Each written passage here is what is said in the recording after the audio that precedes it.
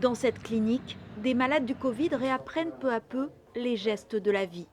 Tout le service des soins de réadaptation a été strictement confiné pour l'accueil d'une vingtaine de patients.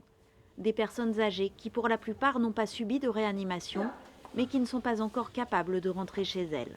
Il y a plus de travail parce que, en plus des problématiques de maintien à domicile difficile ou de pathologies liées un peu au vieillissement, hein, parce que c'est les personnes âgées quand même, généralement, il y a aussi tout ce qui va être la surveillance respiratoire.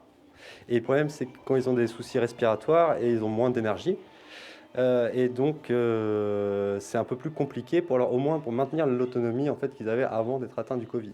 Les patients qui arrivent ici ne sont plus dans la zone critique, mais sont toujours malades. Il y a quelques semaines, il n'était pas encore question de renvoyer qui que ce soit chez lui ou en maison de retraite. Là, j'ai surtout aidé mes collègues, en fait.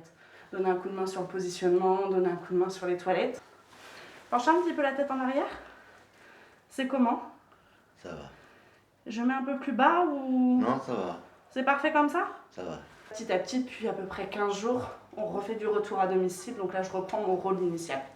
Médecins, psychologues ou ergothérapeutes, régulièrement, ils se retrouvent pour évaluer l'état de chaque patient dans sa globalité. On a débuté le traitement psy et qu'il faut revoir pour un retour à la maison pour cette dame dans les meilleures conditions possibles. On s'aperçoit quand même que beaucoup de gens se plaignent de leur mémoire. Les gens qui allaient très très bien avant disent « j'ai des problèmes de mémoire », donc on essaie aussi de les réadapter pour ça avec les orthophonistes.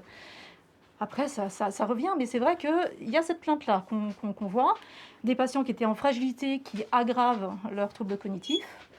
Donc c'est à suivre. C'est des gens qu'il va falloir qu'on bilante, qu'on suit dans l'avenir pour voir ce que ça donne.